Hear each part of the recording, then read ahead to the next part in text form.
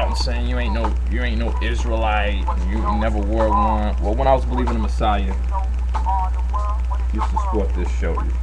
Yo-Hey-Washin Ayin. Okay? In Paleo Hebrew. You know. I used to support this Yo-Hey-Wah-Hey shirt, Yahweh. Used to support that back in the day. When I was believing in Messiah, you know, I was big on these shirts. Got a couple of these. What would Jesus do? Use his own name, Yehoshua, Acts 4:12. You know, on the Shabbat, you know, had my garments, you know what I mean? Had the right band of blue down there, like the book of Deuteronomy says, commands you to, the tassels, the bottom, you know, even had a little bit more fancier garment right here that I made.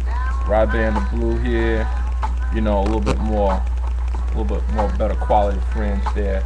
I mean, but the point is that, you know, I've gone through that and I was in it hard, so you're not talking, you know, to somebody who's just a rookie in regards to understanding scriptures. But this is it's a couple things I want to deal with, and I went ahead and cut and pasted just to save time. I'm only going to touch on basically 2 or 3 scriptures because that's all I need to really get my point across.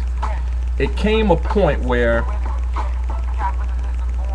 when I started removing myself away from the whole Messiah issue, that was because of Luke chapter 24, verses 44 through 46, where Jesus claims that everything which is written in the law of Moses and the prophets concerning him must be fulfilled. He says that the Son of Man must die and resurrect from the grave in 3 days. But the problem is, he says, it is written. But the problem is that it's not written.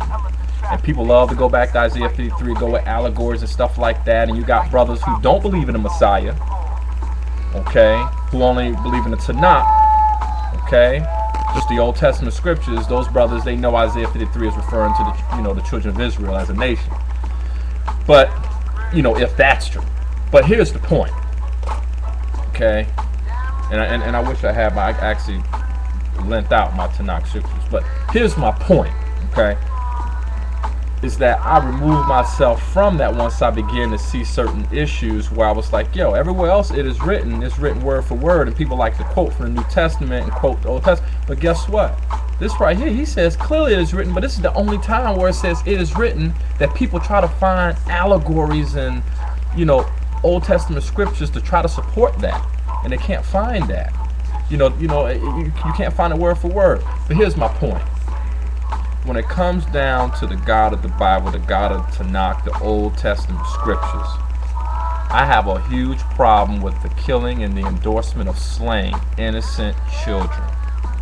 If today a brother came to me, and you guys know it too, if somebody claimed to be a prophet, even someone that we really esteem pretty highly, said, hey, God gave me a vision, God told me we're going to clean up Detroit, we're going to kill every woman, man, child, infant, everybody. You would say, nigga, is you out your fucking mind? I mean, really? Nobody would be able to tell you to do something like that. But you got to put yourself in that frame of mind that if you know that you can't go, because I'm going to tell you straight up, I'm too weak of an individual to go out and kill innocent children. I'm too weak of an individual to kill children. I'm too weak. Okay? So I can't be a part of that because I know I can't cope. So I'm going to admit that. I wouldn't be able to cope. See, but I'm using reasoning. That doesn't make any sense to me that a God will actually endorse killing innocent children. And it's like I always ask people. I say, hey, you know, if someone is found guilty of a crime, should the parents be found guilty too? You know, if they've done evil things, you know, killed people, murdered people, robbed banks or whatever, is it right to punish the children who haven't even done anything just yet? Is that fair? So, I mean, you have to use reasoning here, because this is what the Bible is saying. Now, this first one, this is something that's really weird, but I'm just going to drop it on you. And it's in the book of Kings. It's 2 Kings chapter 2, verses 22 through 24. And this is how it reads. It says, so the waters were healed unto this day according to the saying of Elisha which he spake. This is the prophet. Okay, Elisha. And he went up from this into Bethel, and as he was going up by the way, there came forth little children out of the city, and mocked him, and said unto him, Go up, thou bald head, go up, thou bald head. So they was teasing him.